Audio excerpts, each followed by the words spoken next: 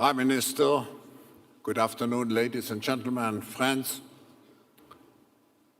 As you know, the theme of this annual meeting is Mastering the Fourth Industrial Revolution. I couldn't imagine anybody who could represent more the world which will come out of this fourth industrial revolution. It certainly will be a world, hopefully, not certainly, hopefully, if we take the right decisions, which will be a diverse world characterized by plurality. It will be a world which will combine significant investments into the future, into our soft and hard infrastructure, with fostering entrepreneurial activity, at the same time social responsibility. It will be a young world. It will be a digital world. Now, who could represent such a world better than you, Prime Minister? We are very glad that at the beginning of this meeting, you are talking to us to represent also a new, open Canada. I want to use this opportunity also to thank our Canadian constituency, which always has been a very loyal and very much engaged constituency here at the Forum. But now, I think with you, together with our constituents, Prime Minister, we can make sure that in the future we strengthen the cooperation even more with your country. Prime Minister, we are very much looking forward to listen to you, and actually the discussion will be moderated by my friend Farid. So we will have some exciting, interesting moments. Thank you. Thank you very much. Thank you so much.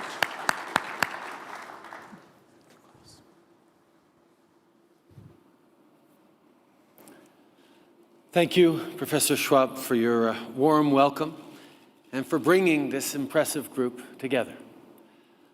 I'd like to take a moment just off the top to recognize a founder of the World Economic Forum and a great Canadian, Maurice Strong, who passed away just a couple of months ago. Maurice showed incredible leadership on a variety of issues facing the world today, in particular, early and compelling leadership on climate change. I'd like to all remember him for a moment. Today, we are gathered here to contemplate whether we are in the stages of the fourth industrial revolution about to begin. What a breathtaking possibility that is. Steam power changed the world utterly. So did electricity, and more recently, computers. And now we may be on the cusp of change equal in magnitude and of a far swifter pace.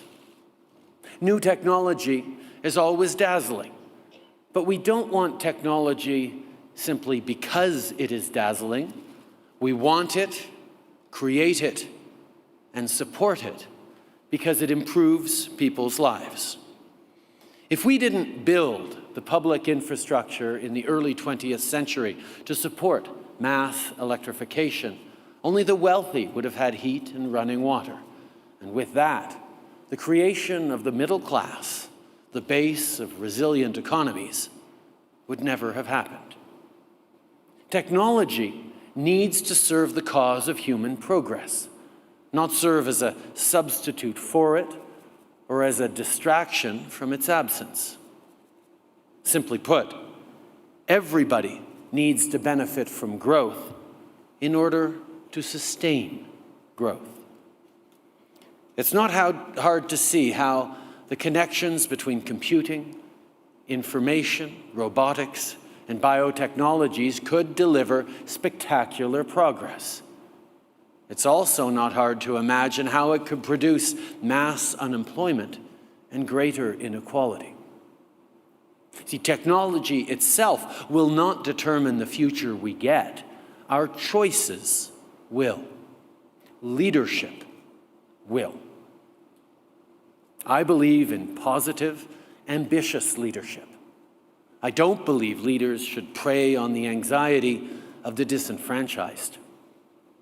Leadership should be focused on extending the ladder of opportunity to everyone, on pursuing policies that create growth, and on ensuring that growth produces tangible results for everyone. Positive leadership creates a virtuous cycle.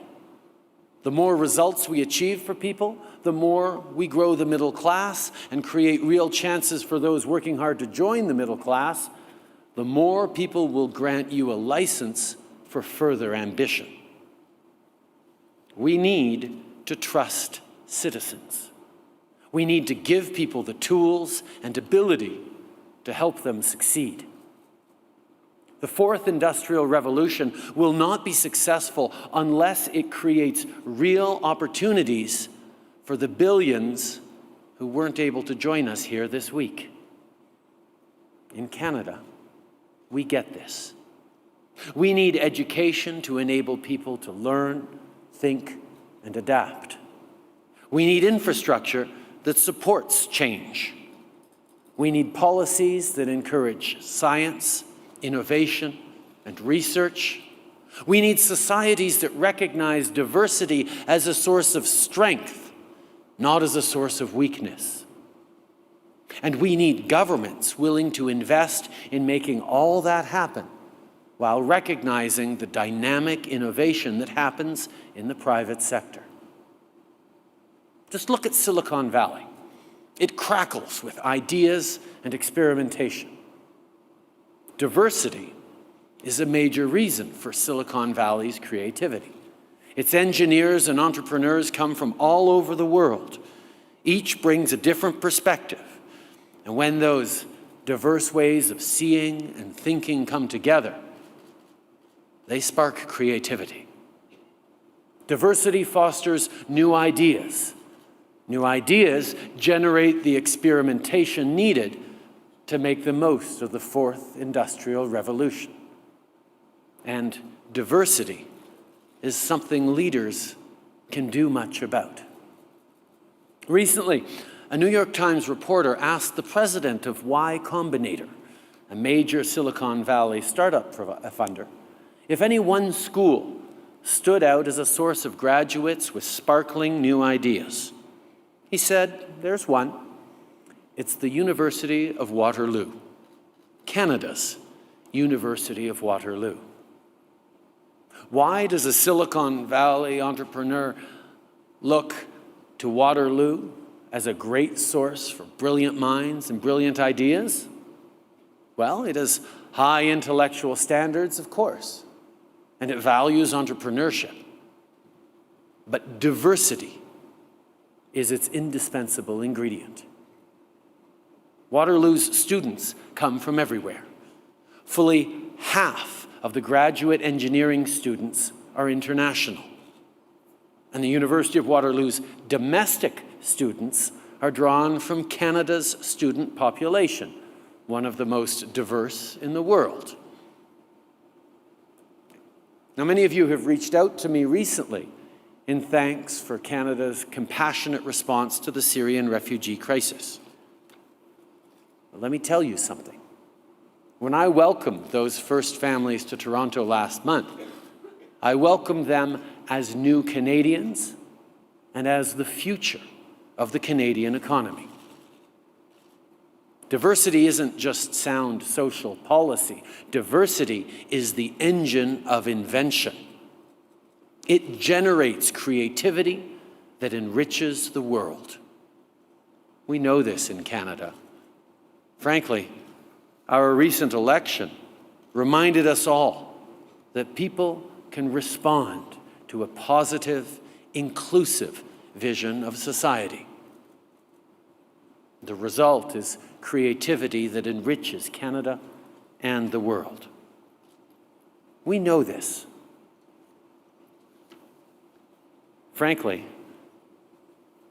That makes me profoundly optimistic and confident. My predecessor wanted you to know Canada for its resources. Well, I want you to know Canadians for our resourcefulness. I'd bet that almost all of you have Canadians in leadership positions in your company. Now, you might not know this because we don't often shout it from the rooftops. Some cliches about Canadians are true.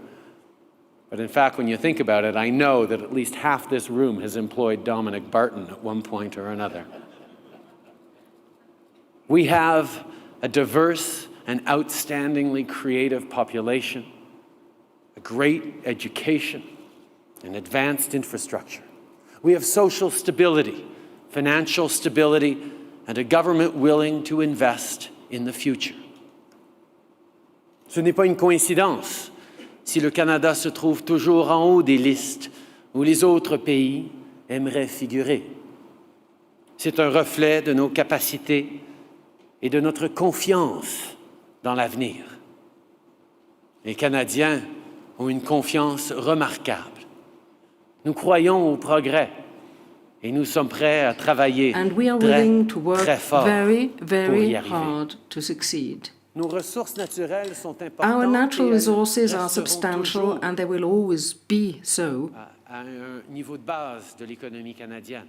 And they'll always be a basis of the Canadian economy. But the Canadians also know fully well that growth and prosperity is not just a matter of what lies under our feet, but rather what lies between our ears. The recent election in Canada showed that the Canadians understand that confident countries invest in their future. Nowadays, one would say that the level of confidence worldwide is crumbling. Some even say that it is impossible to change the face of inequalities in the world because we have come too far to turn back and to invest in collective prosperity. Others insist to say that climate change is a lost cause. They maintain that catastrophe is unavoidable, and the only way to avoid it is to give up economic growth. Others question diversity. They maintain that people of different culture and language simply cannot live together in harmony, and that diversity is synonymous with instability and insecurity, and that diversity is dangerous. Now, I don't believe in this at all. Grow the middle class so that those who study and work hard and save will be rewarded. We can fight climate change without sacrificing growth and prosperity. In fact, our global push towards a low-carbon economy will produce new companies, new growth, and new prosperity. And yes, we can embrace diversity and the new ideas that spring from it while simultaneously fostering a shared identity and shared values in safe, stable communities that work. The one thing certain about the next industrial revolution is, like the three that preceded it, it will bring enormous change. And if you are looking for a country that has the diversity, the resilience, the positivity, and mostly the confidence that will not just manage this change, but take advantage of it, there has never been a better time to look to Canada. Merci beaucoup. Thank you very much.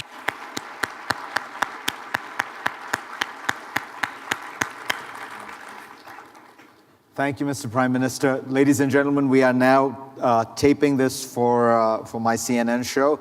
So it is completely imperative that you turn your phones off, your iPads, all those things that you rely on. For 20 minutes, you are going to have to deprive yourselves. Mr. Prime Minister, I urge you not to break out into French. The last time I did French seriously was at the Sorbonne many years ago. I will not be able to keep up with you. Are we good? I just want to check with the cameras. All right. Mr. Prime Minister, you campaigned on the idea that you were going to do deficit spending to build infrastructure, that you were going to reverse Canada's denial on climate change issues and embrace an active climate change policy, despite the fact that Canada is a major oil producer, a new inclusion policy for Aboriginals in Canada, tolerance even in the face of terrorism. There's this remarkable moment I remember in the campaign when there was talk about Prime Minister Harper said one should strip Canadians who are affiliated with ISIS of their citizenship. And you said no, you disagreed with that because you didn't think the government should have the power to determine who is a Canadian or not in that fashion. So I guess my question is, how on earth did you get elected? I spent the past 8 years as a politician having honest, open conversations with Canadians in which I listened an awful lot. And from a young age, I had the opportunity, while my father was Prime Minister, to travel across the country and meet with people and listen to people and understand the values, the positivity, the optimism that underscores Canadians' worldview. So in this election, at a time where so much has been made about the power of attacks in politics, of strategic division, of negativity as a powerful motivator to get people out to vote, we decided that by presenting a positive vision, not only, if it worked out, would we be able to get elected, but we would then have the kind of strong and inclusive mandate to provide a positive and good government for Canadians. So our focus on this was very much, let's bring forward who Canadians are and want to be instead of focusing on what we're scared of. And I think that has served us in good stead.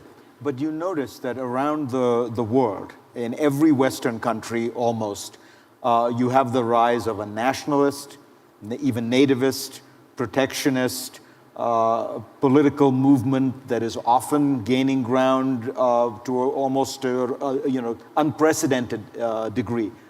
Why is Canada different? Well, I think it comes down to a conception of what you think leadership is all about.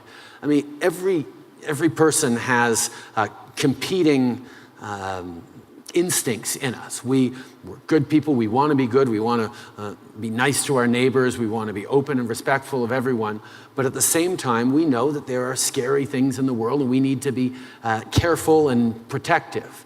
And the question around leadership is, which one do you build on? Which one do you enhance? And yes, we've seen it's very possible to get elected through playing up divisions and negativity. And that happens, and it's a tried and true path. One of the things that I feel is that once you get elected through dividing people, it becomes very hard to then govern responsibly for everyone. And you can't just keep scaring people and hope to move the world forward. So the choice we made was to try and call on the better angels of people's natures, to use a great Lincoln line. Let's believe that we can be better and give people the tools and create high expectations. And so far, we've done well. Do you worry that if there are a few more terror attacks, like the one in Paris, of course, like the one that took place in Canada itself, it will be difficult to maintain your policy of tolerance and inclusion and the welcoming of refugees? You've already slowed that down slightly. I think people are open to not choosing to live in constant fear.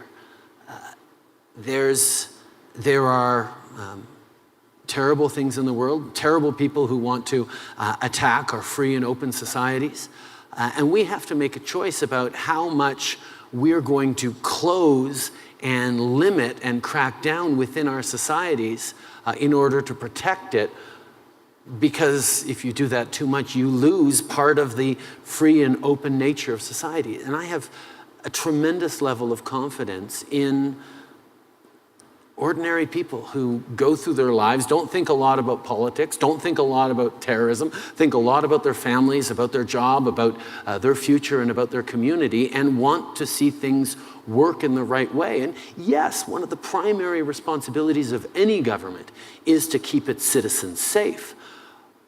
But one of the other primary responsibilities is keep us free and true to our values. And getting that balance right in a responsible way, as opposed to a way that raises fears and anxieties, is, I think, what people are looking for.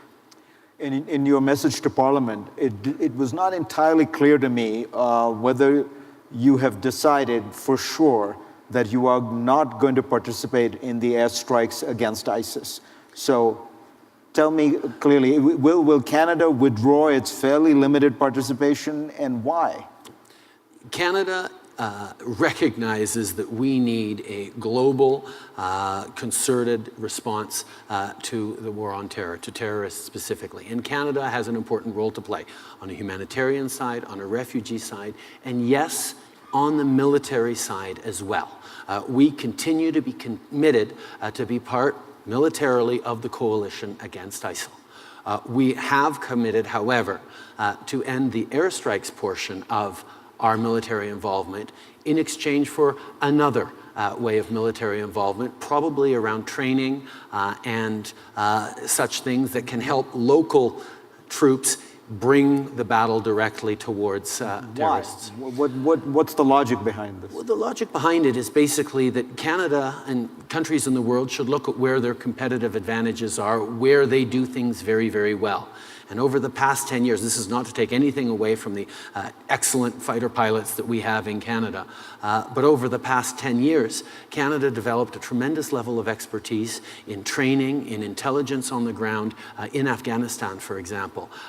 And we definitely have much to contribute on the helping local militias and local troops be more effective in the direct fight. And if there's one thing that recent history has taught us, is that ultimately conflicts like this need to have their resolution on the ground with people who live and want to take their countries back from terrorists. Your opposition says you're a classic big government tax and spend liberal. What do you say to that? I admit that I am someone who does think that government has an important role to play in setting the frame for success and making sure that we have opportunities for entrepreneurs, for individuals to succeed. I believe that government has, I don't believe the government should do everything, but I think the things that a government should do, it needs to do efficiently and well. My predecessors went out of their way from time to time because they believed that government was bad to deliver bad government. I don't think that serves anyone. So I believe in fiscal responsibility, and quite frankly, I think liberals who believe that government should be doing things well and should be doing some certain things are more motivated to therefore do them well, do them responsibly, not go into massive debt and deficit the way certain other governments who have been less motivated to deliver good government have. In your message to Parliament, Conservatives say you never once mentioned the private sector. Oh, on the contrary, I continue to talk about how important growth and innovation in the private sector is, how we encourage young people to become entrepreneurs, how we increase the ease of doing business in Canada. We're already one of the top countries in the world when it comes to ease of doing business. We're competitive in our tax rates. There is a tremendous opportunity to invest in Canada, and I keep talking, including at forums like this one, about our financial, our social, our political stability, our access to markets, the great resources, the great human resources, the diversity we have. We need to be drawing in more investment to Canada, and that's what I'm excited about talking about. Do you think that the collapse in oil prices is going to make it difficult for you to pursue your agenda? Canada is, after all, a natural resource power.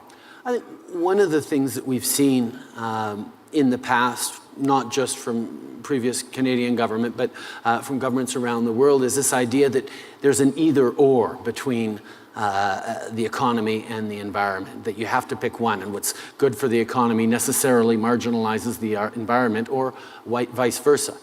What we see now is that people understand that you need clean growth. We need good jobs that are protecting the environment at the same time, and indeed, that's the only way to move forward as an economy. So where we know we have elements of our country that are based on natural resources and always will be, we need to layer on top of that the knowledge economy, the innovative, extractive techniques, environmentally responsible ways of doing things to demonstrate that we understand that balance, and we're going to continue to promote that balance and create solutions for the world. The low oil prices are a challenge, but the Canadian economy is a lot more than just natural resources. We have extraordinary high-tech sectors and innovative manufacturers and really strong biotech, and mostly an educated, diverse workforce that is excited about participating in the global economy. And you have a place, a state like Alberta, which is sort of like the Texas of Canada, and in many senses, it's also where a lot of the oil is, that is now in favor of a carbon tax. Yes. It's, again, maybe as an American, it's difficult to imagine how did the politics of this work out? Canadians began to understand that governments that didn't understand that the only way to grow the economy is also by being responsible around the environment weren't going to be able to grow the economy. We've had an awful lot of trouble getting pipelines built, getting our resources to market, because a lot of Canadians and even our trading partners and friends have decided that Canada isn't doing its share and isn't responsible around the environment. So when we took office, and actually 6 months before, when a new government came into Alberta, it came in with the mandate to do things right by the environment. And that's why at the Climate Change Conference in Paris, Canada was delighted to be taking a leadership role, not just because we have to do something for the environment, for the planet, but also because there's a tremendous opportunity for economic growth, for jobs, for success by countries who get that environment and economy go together. And the people of Alberta, who are at the center of this, certainly understand that. When you look at the Western world today, it seems as though the problems in Europe, the United States is facing some new challenges. I'm talking economically now. Do you worry that we are in for another global recession? I can't help but being tremendously optimistic.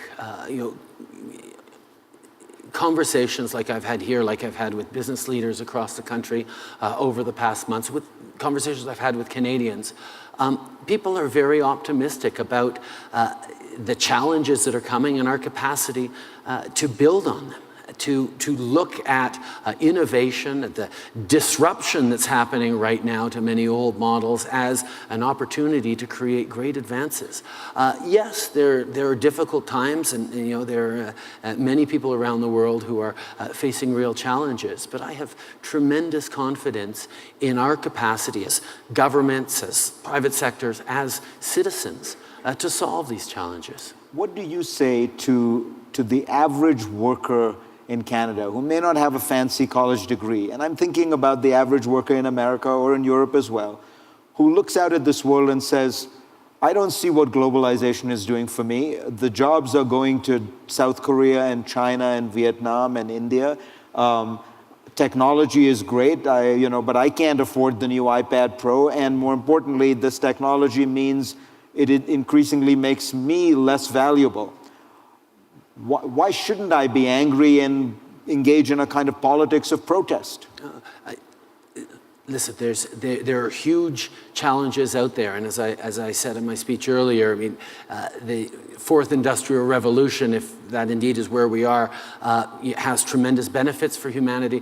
also could have real challenges. And how we choose to adapt, how we choose to invest in education, how we choose to invest in infrastructure, how we choose to shift our economies to take advantage of the opportunities that technology, that computers give to leverage new ways of success. Yes, the world is changing, but I think we should be excited about it. And I certainly, when I speak with young people who see that the jobs that their parents had are not going to be the kind of jobs that they get to have, and even workers who are having to retrain and pick up new abilities, have worries, but also there are tremendous opportunities. And I think having a government that understands that investing in those new opportunities, that investing in our future. I mean, we have a lot of countries around the world who are right now talking about cuts and austerity as a way of getting through. I'm the opposite. I believe that confident economies should be investing in their future, investing in their people. That's exactly what we're going to be doing in education, in infrastructure, in creating greater trade deals, to bring in products, to get out resources, and to be full participators in the global economy. Couple more questions. I know we're running slightly over. Is President Obama a model? I think President Obama certainly showed that a progressive, intellectual, smart worldview can provide tremendous leadership.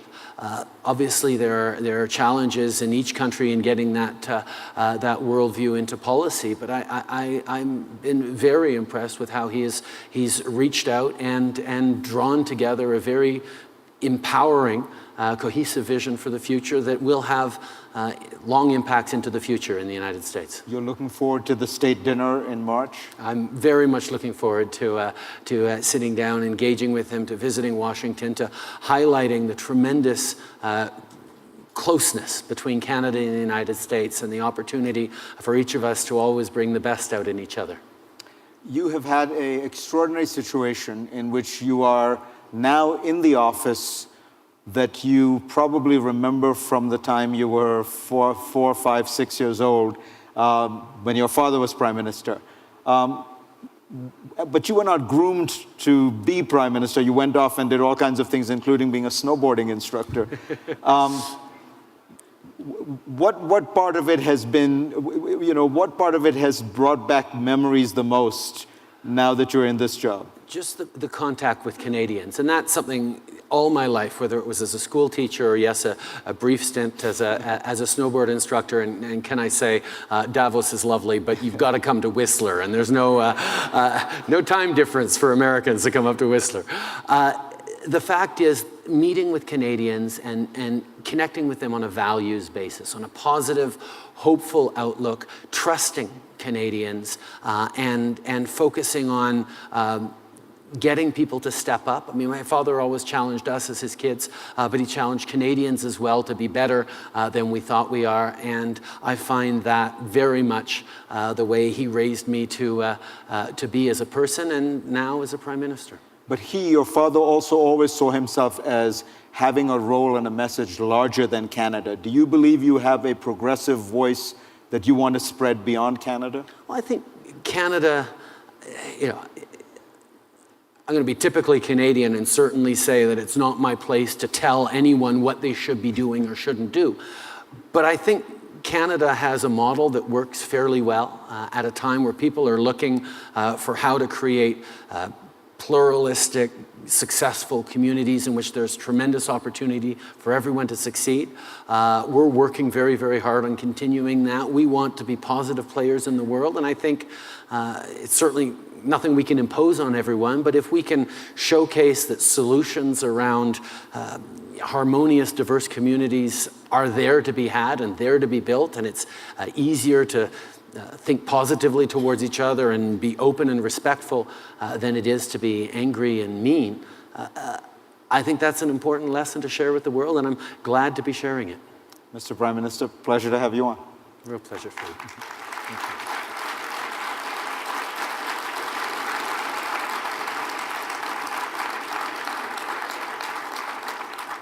Or I should say, merci bien. Ah, bravo, bravo. Well, this is fantastic. This is such a pleasure.